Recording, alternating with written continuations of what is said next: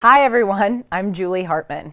Today we are going to be talking about how South Dakota's Governor Kristi Noem has banned TikTok on state devices, Sam Bankman Fried is continuing his apology tour, and how the Trump Organization is convicted on all counts of tax fraud.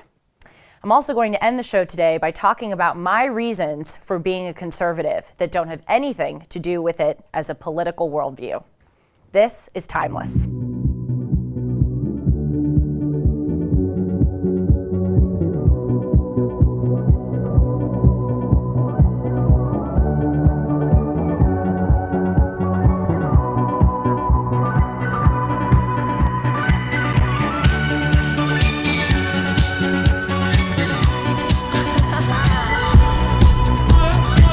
Hello and welcome again, everyone. I'm Julie Hartman and this is Timeless. Today is December 7th, 2022. And some of you may recognize that date because 81 years ago today was when the Japanese bombed Pearl Harbor. And of course, that event was big in our history because it killed over 2,000 Americans, but also because it is the single greatest contributor to our entrance into World War II. So it's just an important date to remember.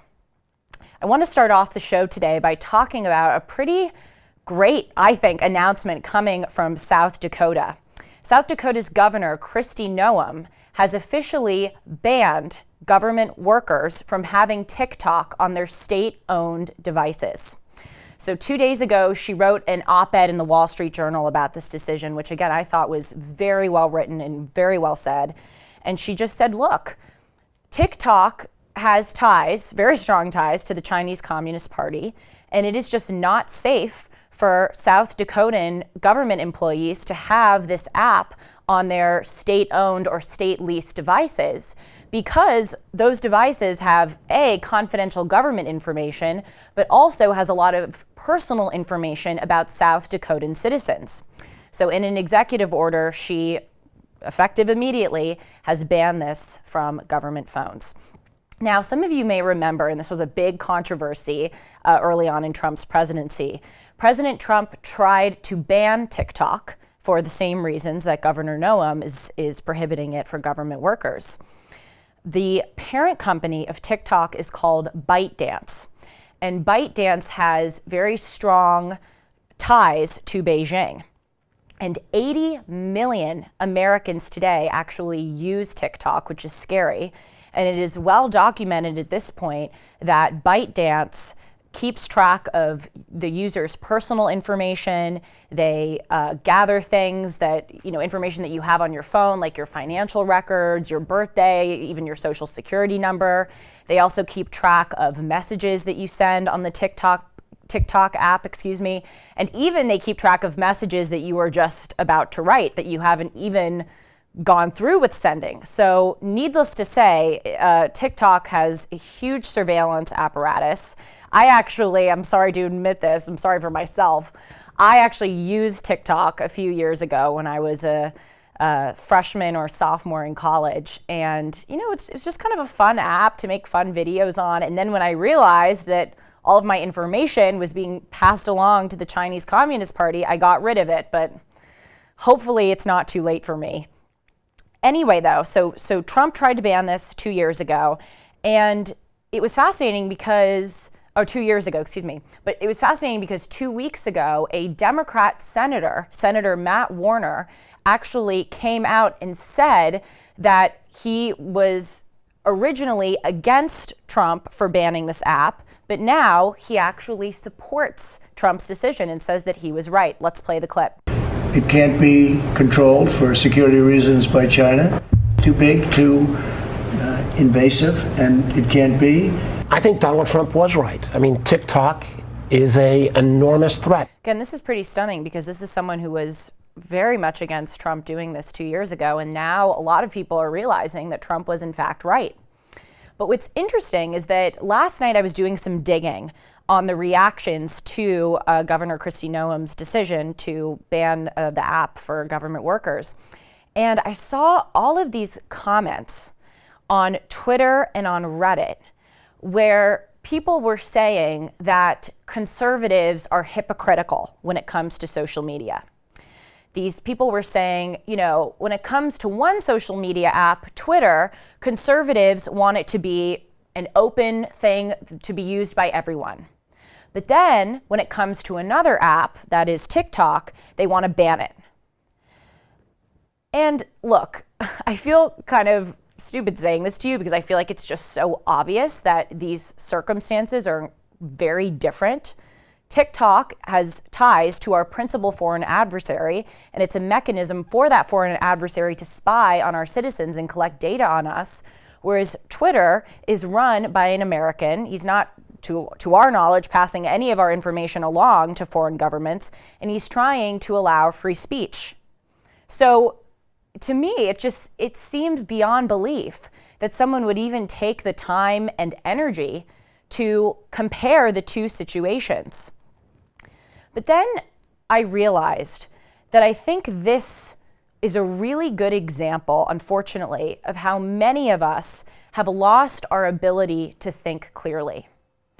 It seems that a lot of people, especially young people nowadays, lack the judgment to be able to look at situations and assess, how to go about it or how to think about it in a clear way. I'll give you an example that happened to me in college, and I noticed that a lot of people were making these arguments, and it was a bit startling to me. So back in February of this past year when I was a senior at Harvard, I wrote a Wall Street Journal op-ed that was called "Harvard Students Are COVID Sheep." Talk about a pretty hard-lined, overt title. I wrote the article about how I thought that so many of my peers were just blindly acquiescing to the harsh COVID restrictions that the school was pushing on us. And not even just harsh COVID restrictions, but irrational COVID restrictions. For instance, we had to wear a mask when we got our food, but then once we sat down with our food in the dining hall, we were allowed to take the mask off. Also in the gym, we had to wear it, but then in the hallways sometimes they would allow you to take it off and not enforce it. They would also prohibit us from having gatherings of over 10 people in our rooms. And again, I just thought, first of all, COVID, we know it's not that big of a threat at all to people in my age cohort. And also, the rules were just so irrational. It didn't seem to make any sense if they were truly trying to prevent COVID. And so I wrote about this, why are so many of us just blindly following them? So anyways, the point of the article doesn't really matter. What I'm trying to say, though, is that when that article came out, a lot of my peers would come up to me and they would say the same thing. And it was so interesting. They would say, Julie, I agree with you that a lot of these COVID diktats that Harvard is forcing on us are kind of absurd, specifically the mask wearing. But then they said, I don't want to criticize masks publicly, because the same people who criticize masks publicly also think that COVID is a hoax. And I just thought, what?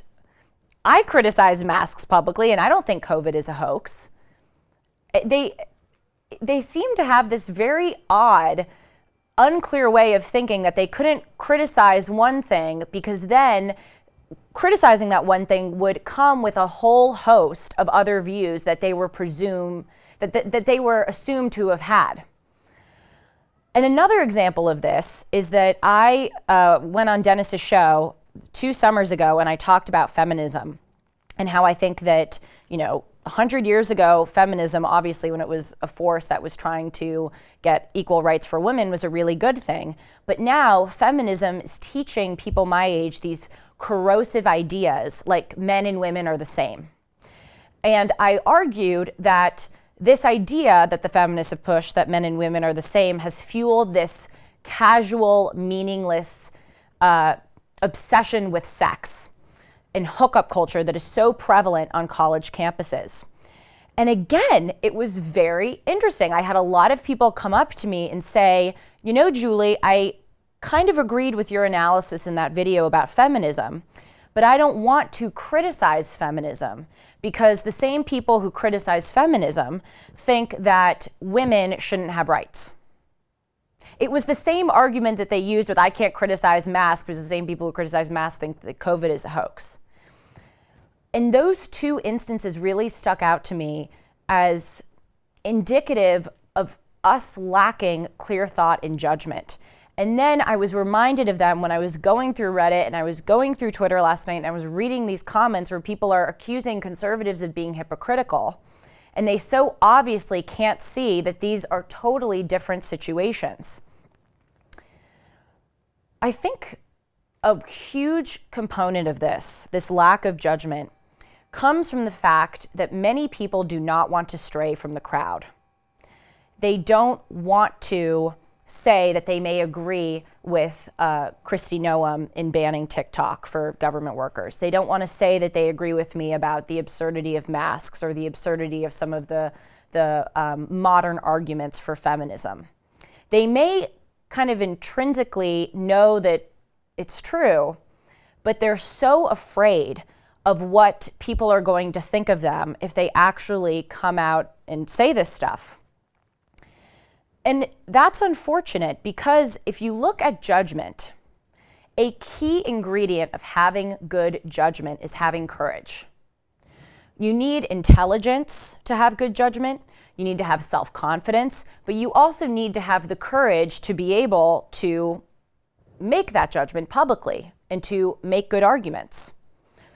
And so unfortunately, it seems that people my age have sort of taught themselves not to have good judgment or taught themselves not to think clearly because they are so afraid of having the courage to go against the crowd on many important issues. Okay, the next story that we're going to talk about is Sam Bankman Fried. Talk about not having good judgment and not thinking clearly. Sam Bankman Fried, for those of you who don't know, is the impresario at the center of this cryptocurrency scandal. I'm sure some of you have, at the very least, vaguely heard about it. If you don't know what cryptocurrency is or Bitcoin or any of these words that people use so often nowadays and you want to learn about it, last week I tried to give a brief, simple summary of what it is and what it means because I, like you, was very confused by all these words. Sean, can you just quickly check, was it in episode 2 or 3? I want to give the viewers a number. It was either in 2 or 3. I probably should have my numbers memorized here, but it was in, either last, it was in 3. Okay, it was in episode 3, so last Friday's episode. So you can go back and watch that if you want a simple, understandable summary of crypto. But Sam Bankman Fried is this 30-year-old who went from having $20 billion to having $100,000, and he owned this cryptocurrency exchange firm, FTX, and he was all the rage for years. He was on the covers of prominent financial magazines. He was on the Fortune 500 list. He would speak at these fancy conferences about changing the world, and it turns out that his whole apparatus was a fraud and that he was taking his customers' money and illicitly using it, often using it for himself and for his employees. So again, as I said last week, even though I tried to explain the details really are not what's important here. What's important here is that in the past 7 years, we in the United States have had not one, but 2 fraudsters. We had Elizabeth Holmes of Theranos, who I'm sure many of you know, lied and said that this product that she had worked, and you could just take a little sample of blood and it would tell you all of these medical ailments or characteristics about your medical health. They said that it could just come to you like instantly through this one prick. That technology turned out to be a fraud. And then 7 years later, we have Sam Bankman Fried, who, like Elizabeth Holmes, was heralded as a pioneer in my generation, and he also turned out to be a fraud. So it's just a riveting tale, but it's also a sad one, because what does it say about our society that, again, in less than a decade, we have had 2 of these fraudsters? So I reported last week that Sam Bankman Fried is going around to doing all these interviews, and he's doing what I like to call an apology tour. By the way, not that I'm assuming that any of you will commit fraud sometime in your lives, but if you ever do, you should not go around and do interviews. That is like the worst thing that one can do when they are embattled in a scandal. Because then Sam Bankman-Fried has all of these tapes where he's, admitting to things or equivocating or going back on things. And then when it comes time for his trial, I anticipate that he is going to bitterly regret speaking so openly to the press because they have a treasure trove of quotes that they can go back and pull. But anyway, he's been doing this apology tour, and I'm sort of fascinated by the approach that he has taken.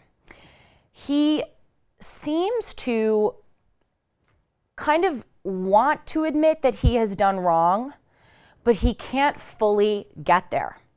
And it's amazing because in these interviews, you literally see him sitting there and his eyes are wide and he's like trying to figure out what to say. And I have some thoughts on that, but I want to, even though I played the clip last week, I want to replay it for you now and you'll see what I'm talking about. Let's play it.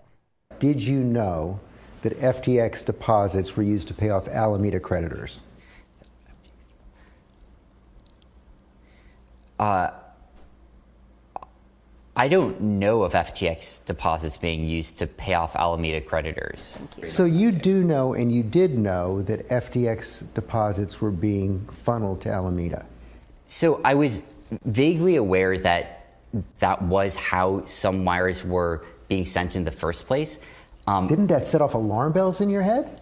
So there are a lot of people who are involved in that process. And look, I really deeply wish that I had taken a lot more responsibility for understanding what the details were of what was going on there.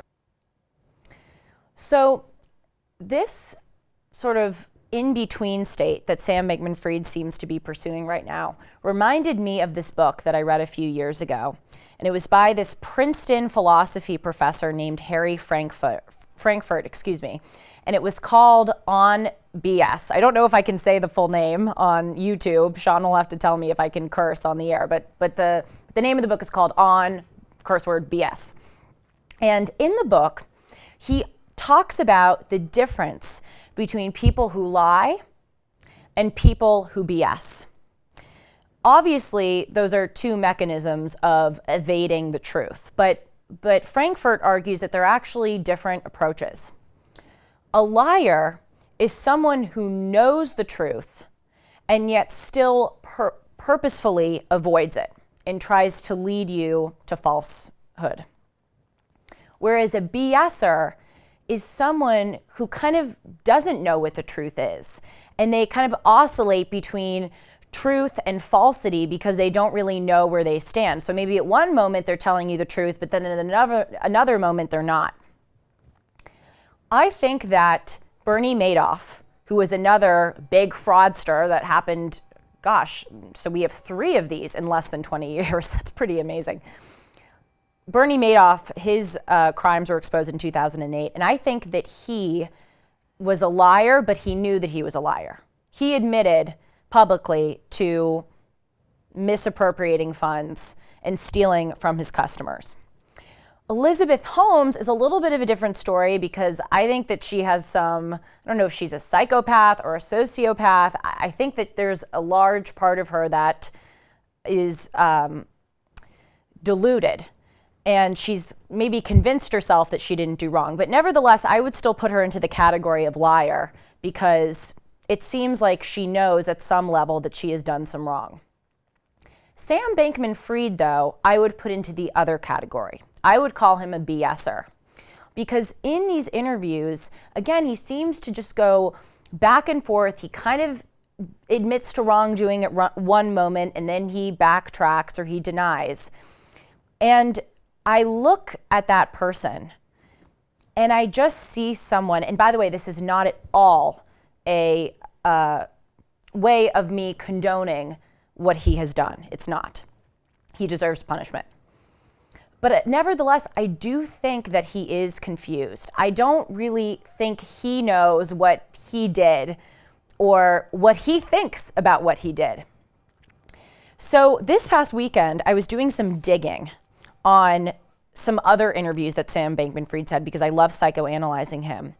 And I was kind of shocked to find some other instances where he demonstrated a remarkable sense of honesty about what he had done in his situation. So I want to read to you 2 quotes. So in one of them, he tweeted, "In the future, I'm going to care less about the dumb, contentless, good actor framework. What matters is what you do, actually doing good or bad, not just talking about doing good or bad." So right there, he is admitting, at least at the front of that quote, that he succumbed to this dumb, contentless, good actor framework. He's sort of admitting that he was a fraud. And then in the second quote I want to read to you, I think this one is remarkably honest as well. This is an interview with Vox. He says that he feels bad for those who get harmed by, quote, "this dumb game we woke Westerners play, where we say all the right shibboleths, and so everyone likes us." This can be read as Sam Bankman-Fried is confused. And he's a BSer that's kind of oscillating between truth and falsity. But it could also be read, and this is a more cynical perspective, is that Sam Bankman-Fried, by saying these quotes that I just read to you, he's not trying to come clean, but rather he's actually trying to just curry favor and say the right things.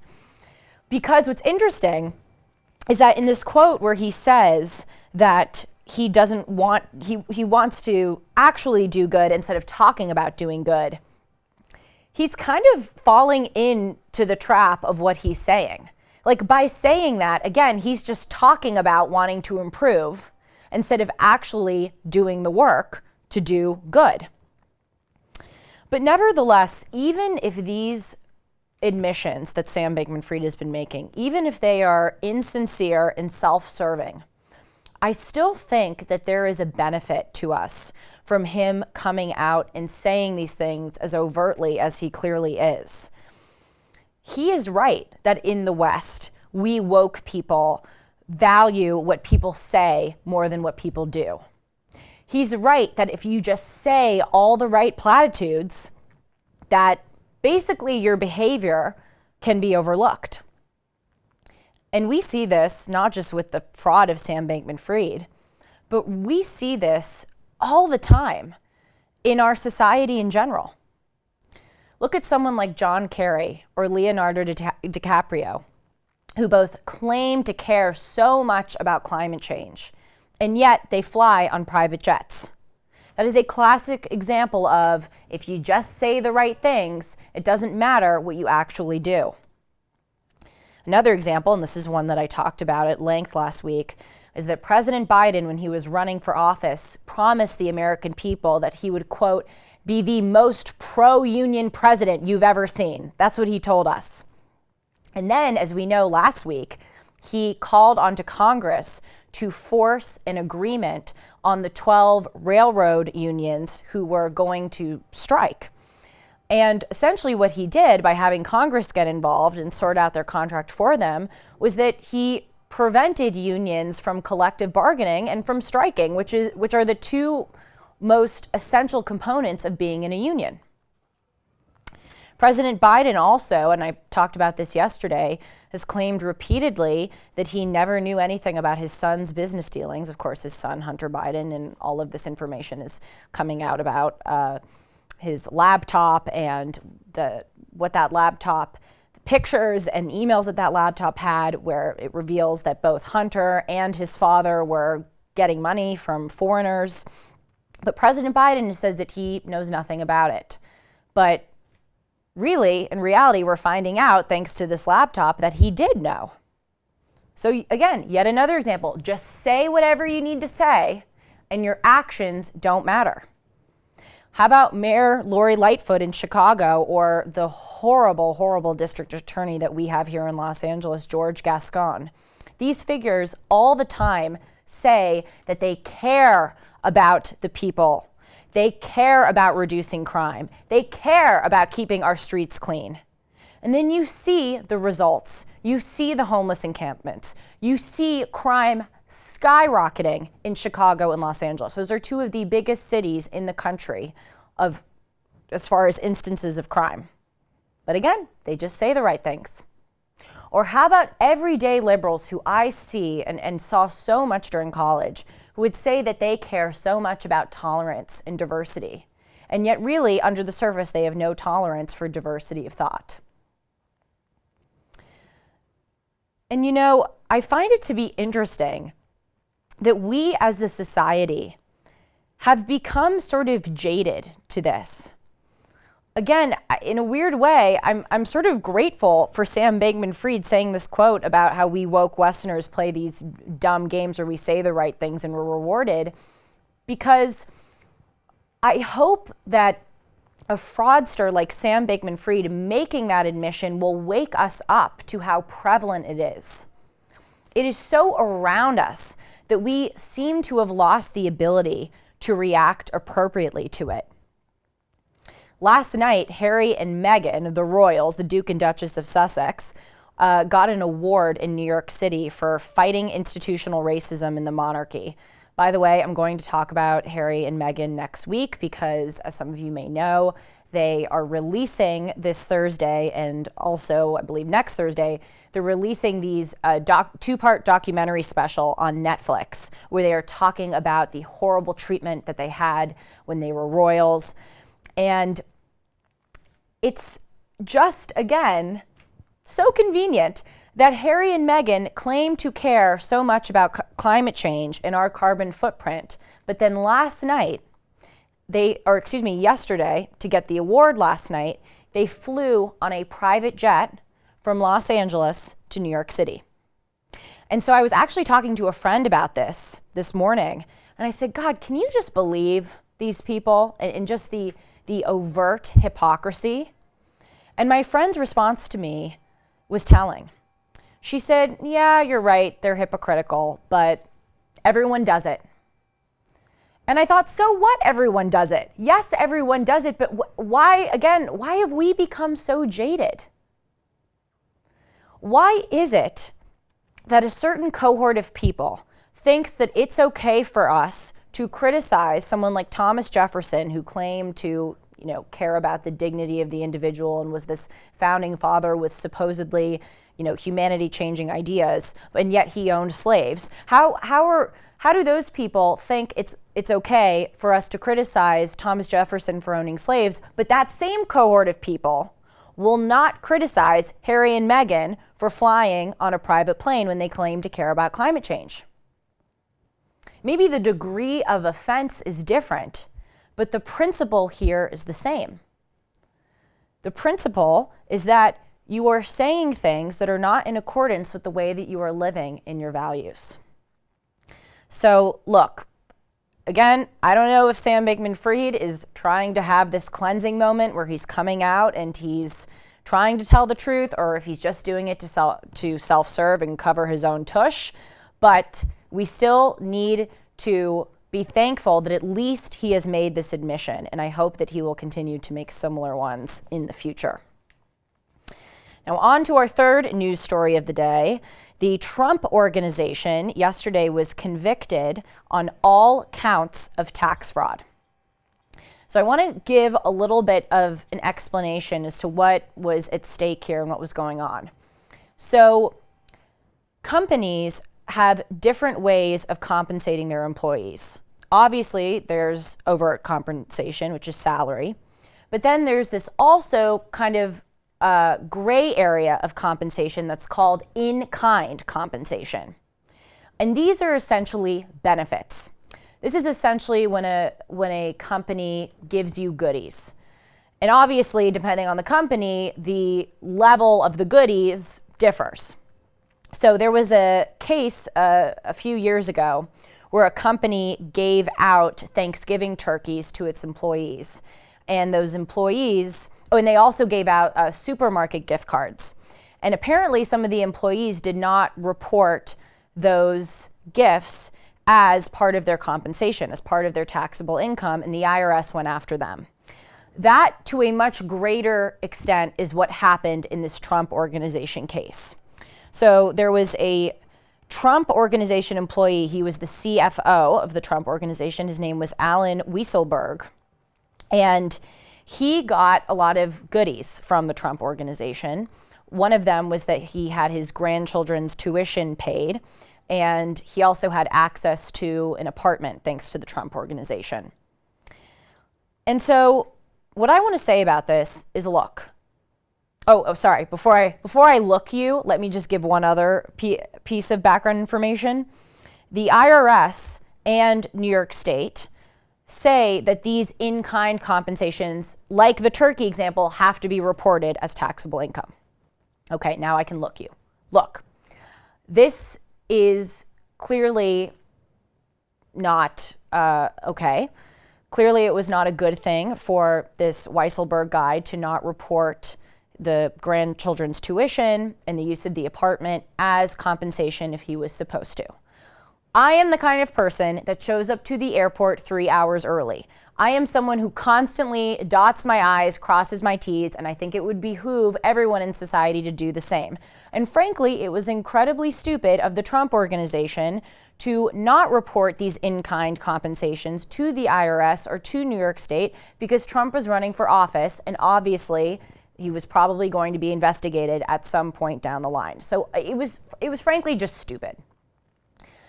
But what's important to highlight here is that it's hard for me to believe that there aren't thousands and thousands of other New York companies that do similar things like this that don't get investigated. Think about, just you at home, think about the kinds of benefits that you may get from your employer. It actually is fairly common. And again, I'm not condoning what the Trump Organization did. They clearly did not exercise good corporate hygiene. But I do think that it is worrisome that the Trump Organization is targeted for doing these things when many other companies do the same things and they are not targeted. We hear the left saying a lot nowadays that no one is above the law. And I certainly agree with that. No one is above the law. But also, no one is beneath the law. In other words, we should apply the law equally to people. We shouldn't apply it more harshly to others. We shouldn't apply the law more harshly to President Trump and his organization because he was just the president of the United States and a hated public figure. And what I find to be a bit hypocritical is that the left seems to understand this when they argue that there's unequal enforcement of the law when it comes to black and brown people. They say, well, again, no one is beneath the law. Why are we treating black and brown people harsher than we are treating white people? By the way, they say this obviously with regard to criminal justice and with policing, but there's not a lot of evidence, at least right now, that in our criminal justice and policing system there's unequal enforcement of the law. But nevertheless, they use this argument when it comes to black and brown people. And I would like to use the same argument when it comes to President Trump. Other companies who may have given out these in-kind compensations and their employees did not report it as taxable income, other companies would either A, not be investigated, or B, if they were investigated, it would probably be settled with a plea bargain. The Trump Organization, when they were investigated, it was not settled with a plea bargain. It actually went to a full-fledged criminal trial with a judge. And so I think we should all be worried that some people in this country are treated more harshly than others. That should be as much a part of our argument about the law as is the saying that we hear all the time that no one is above it. Now, finally, the fourth news story I want to tell you about today before we move on to my commentary is that Apple is reducing its manufacturing in China.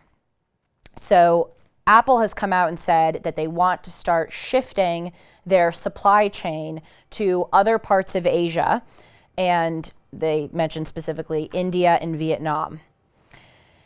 One factory in China, in this city called iPhone City, it's actually in Zhengzhou, China. This one factory in this one city made 85% of all iPhone Pros that were produced. Isn't that staggering? This factory, which was run by the company Foxconn, had 300,000 workers at one point. And it was like this complex where their workers would go and work, but then they'd also have housing units to sleep in.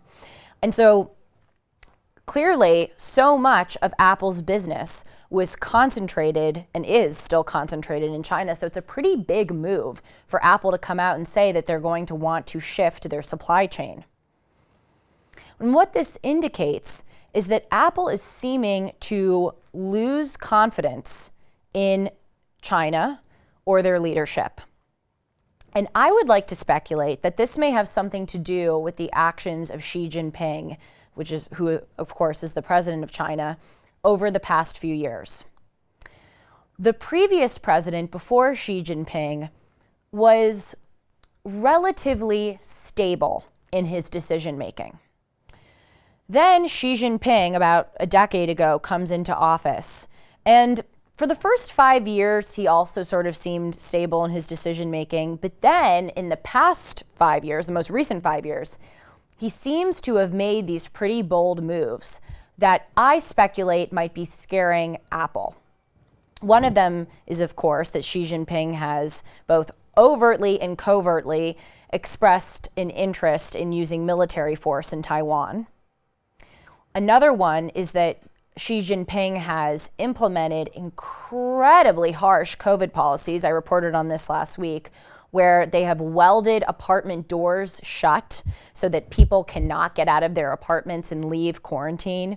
And there was a fire actually last week in China where about 40 people died because the firefighters could not get close enough to the fire because of the street barricades that were put in place to prevent people from leaving the apartment complex and to stay in quarantine. So Xi Jinping's commitment to this idea of zero COVID has been really unprecedented to the same extent that he is pursuing it around the world. And I think that's also contributed to maybe giving Apple a little bit of the creeps. And then a third example is how Xi Jinping made himself president for life a few weeks ago, instead of passing it over to maybe another person. So again, those three examples that I mentioned, they indicate that China in more recent years is becoming more aggressive, expansionist, and volatile. And it might behoove Xi Jinping to think about what the effects are on companies like Apple that come into China and do business. I think Apple isn't as trusting as Xi Jinping and the Chinese Communist Party as they were in the past. Now, also a good part of this story to talk about is that Apple actually, as recently as last week, suspended the airdrop function temporarily in order to help Xi Jinping quell people in China who were protesting against the strict lockdowns. And I came out really harshly against Apple, and I am glad that I did so, that it is so awful to me that this American company was helping this Chinese dictator suppress its citizens' ability to communicate with one another about protesting against the harsh policies of the government. It was awful of Apple to do. And I'm starting to think, though, that maybe Apple did it because they wanted to ease the blow of their announcement that they'd be removing some of its manufacturing out of China and into other Asian companies. Maybe what Apple was doing was giving a concession to Xi Jinping by saying, okay, I'll help you. I'll help you by suppressing the airdrop function so that protesters can't communicate as easily. So then a few days later, when Apple announced that it was pulling some of its supply chains out of China, Xi Jinping wouldn't be as mad because Apple had just helped him. So again, none of this has affirmatively come out as truth. It is just my speculation. So we will keep you updated on what Xi Jinping's reaction is, if he has one, to this very bold move by Apple. So that was our news segment for the show, and I want to spend the rest of the show talking to you about a subject that I actually have gotten a lot of emails on.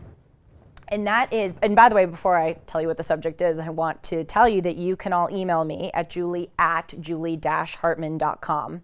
Those of you who listen to Dennis and Julie, my podcast with Dennis Prager, know that email because I publicize it almost every episode.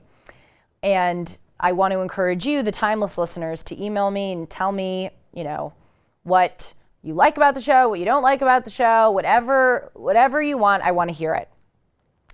But people have been emailing me and they've been asking me the same question, which is that they want me to explain why I'm conservative. I hope that through my commentary on the news, you will get a picture of my political conservative worldview. But I want to answer that question by talking about why I'm conservative outside of a political dimension. How I like conservatism because of what it has taught me about how to carry myself as a person. And I think that one of the biggest strengths of a conservative philosophy, again, isn't just the political thing, but it's how it makes you into a stronger and more robust person. The first way that I think conservatism does this is by imparting that we should have respect for history. We should have respect for the past and for things and people that came before us. President Obama, when he was in office, I think it was maybe at a national convention, a Democratic National Convention speech, he gave this characterization of Democrats and Republicans, where he said, Democrats and Republicans can be compared to the functions on a car, D and R. Democrats are the D function. They want to drive forward. And Republicans, in accordance, of course, with the initials, are the R function. They want to take the country backwards. I agree with Obama only 50% of the way. I agree that Democrats are the D. They want to take the country forward. But if we're using the car analogy, I don't think that Republicans are the R. I don't think they want to take us in reverse. Republicans or conservatives, again, using the car analogy, better function as the brake. They want to slow us down and go, wait a minute. Okay, it's a great thing sometimes to want to drive and pummel forward, but let's take this back, a few steps. Let's slow this down and first see if it's really wise to go full throttle with this change. And I really appreciate that component of conservatism because I think it holds that we have to have some humility and some modesty. That as much as we may like to pursue change, there's a reason why things are the way that they are now in this country. And by the way, I say this a lot, and I think it's really important. I may not be a conservative if I lived in another country. I may be a progressive if I lived somewhere else. I may be wanting to change things constantly. But because I'm an American and because I believe that we have created the best system so far in American history, I want to conserve it. And I love this view that we are the beneficiaries of thousands of years of human history. I just think that it is so unique that we, and I said this in my first episode, that we in 2022, thanks to our technology and the amount of great historians that we have nowadays and the archaeological evidence that we have access to, we can go back and we can look at different societies and civilizations across history and we can see what they did well and what they didn't do well. We can read the great works of great authors and see what wisdom they have to impart to us in our time because they've done it before us. They have lived life and built societies and built governments before us. So let's look back and see what they did well. I love that point of view. And that point of view has made us the country that we are. We have always been a deeply conservative country, one that realizes that the past has a lot to teach us. For instance, we got our ideas of democracy largely from Greece and Rome. The idea of a Senate and that one citizen has one vote we got from Greece. We also adopted this idea that Rome did so well, where when Rome had foreigners come into their civilization, they sought to take the best from those foreigners, but also make those foreigners Roman. Roman in character and Roman in customs. And I think that's what the United States does. Our national credo is e pluribus unum, which means out of many, one. Out of many people, many nationalities, many religions, many backgrounds, we are one American society. And we try to take what we can and learn from the people in our country while still having that great American identity that knits us all together. Another example of how we were conservative and we, looked back and saw the best of what history had to offer us is our interstate highway system that we got from Germany. We looked at Germany and he said, wow, okay, they are clearly doing that well. Let's take that and use it here. We didn't get too pompous. We didn't adopt this idea that we know better and we can always do better than other people. We as a country over our 2.5 centuries, we have had enough humility to realize that other people may do things better than we do. And I just think that is as an idea is a powerful way to live, and it is in accordance with my worldview. I think that adults in my life, parents and teachers, have things to offer me and things to say that are important, and that I should have respect and deference for those who have come before me or those who have lived longer than me.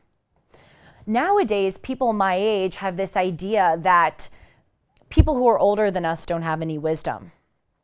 We see this happen a lot on college campuses where students gather together and they draw up a petition of how they want to change the curriculum. That to me just always seemed like such an overstep. How do we know as 18, 19, 20, 21, 22-year-olds, how do we know what the best curriculum is? Isn't the reason why we're going to college to get the wisdom from the professors and from the adults who have learned what we haven't learned and they can teach it to us? Who the hell are we to say that we can just remake a curriculum? It's a sense of pomposity and puffery that is antithetical to my way of looking at the world. And it's a really sad thing because a lot of people my age don't realize, again, that we have this kind of repository of information at our disposal from adults and teachers and great books, great literature, great music that we can use. And essentially all of those things are there to help us lead a better and richer life. Isn't that a really cool thing that we should all have respect for?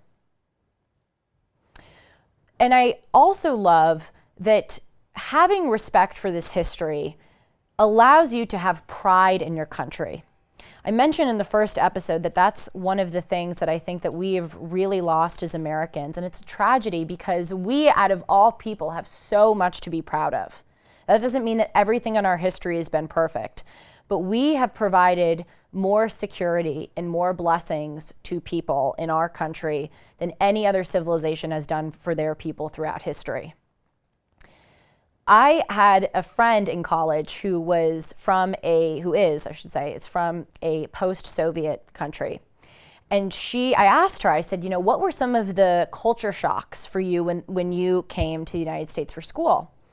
And she said to me, I was sort of taken aback by the fact that you guys don't brag very much about your accomplishments.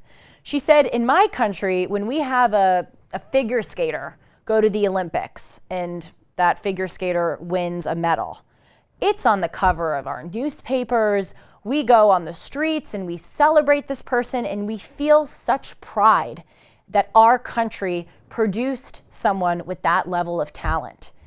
And she said, you guys in the United States, you have so much to brag about all the time. You have so much to be proud of, and yet you really don't. It's sad to me that because we don't have respect for history to the same extent that we did, because we don't have respect for the past and for our country, we've sort of amputated that part of ourselves. We've cut off that life force that allows us to feel pride in ourselves and our country. That's a really enriching feeling. And again, I think it's a great thing in life to have respect for your family, have respect for things about your life that are a part of your past, and to feel pride for them. That's a life-giving thing. And relatedly, because conservatism at its core is about respecting the past and looking back, it impels you to define what it is that you want to conserve. That's why it's called conservatism, because it's about conserving something. And I appreciate that baked into conservatism is this idea that you have to define your principles. Politically, conservatives say that they want to conserve the principles of the American founding. We want to preserve things like the Electoral College or the system of checks and balances. We want to conserve having 9 justices on the Supreme Court. We want to conserve federalism and states' rights. We want states, for instance, to decide how to run their elections instead of the federal government deciding, because that's in accordance with our Constitution. We want to conserve the American character that I mentioned a few minutes ago, e pluribus unum, out of many one. We want to conserve this idea that we should all, above all else, identify as Americans, which stands in contrast to this in vogue idea nowadays of multiculturalism, where you should be defined on the lines of your gender or your sexuality or your race. And again, I think this idea of figuring out, what it is that you want to conserve is a really good practice in life. In life, it is important to identify your principles, identify what you want and what you wish to achieve, and to conserve that, to live in accordance with those principles. One of the figures who I admire most is this man named John O'Sullivan, and he was an advisor to the former British Prime Minister Margaret Thatcher. And he has this line where he says that any individual or society or company, and really anything, that is not actively, vigorously, constantly pursuing conservatism will naturally drift leftward. Because, O'Sullivan says, that's just kind of where the tide is pushing you in society. It's leftward. I would like to take that line and apply it to life. If you are not actively, vigorously, constantly, every day, trying to remember and live in accordance with your principles, you will be cast adrift. You will not know what you want out of life, and you will kind of live a confused, going back and forth, bumping around, unfulfilled life. And I think that is what has happened to a lot of people my age. We all read these articles about how suicide has gone up, unfortunately, in the past few decades. And I believe in the past 20 years, it's gone up by 35%. We read these articles about how people my age are the most depressed and medicated generation in American history. And I think that these externalities, the things that we see my generation really kind of embracing, purple hair, tattoos, nose piercings, computer stickers with their political points of view all across them, these external things, in my view, are bad substitutes for knowing who you are on the inside. And people my age, unfortunately, we don't know ourselves on the inside because we don't think that it's a valuable exercise to identify who we are and what we want and to conserve those things. So I love when I became a political conservative and I saw that that was sort of the mechanism of going about policy. I loved that I could apply that to my own life. And I think that it's made me a better person doing it.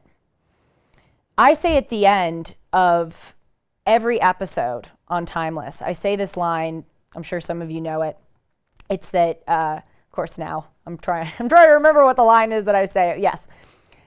Like a sculptor, starting with a block of clay and the tools to form it, each of our thoughts, actions, and choices shape who we are. I say that at the end of every episode. And there's a reason why I say that to you. It's because I love this idea that you can sort of mold yourself into who you are. That you can figure out what it is that you want out of your life and shape it. Or you can figure out what it is that you want to correct about yourself and make it happen. I think that is a deeply empowering idea. And again, that is also a conservative idea. The great thing about conservatism, too, is that it affirms the preciousness of the human being. It affirms the sense of autonomy and control that we have over our own lives. We see nowadays that it's in vogue to blame our actions and decisions on other things outside of us. If you go on Google and look up, as I did before this show, climate change causing crime, you will see just pages and pages of articles or scholarly work that, again, confirms this weird hypothesis that climate change is somehow causing crime.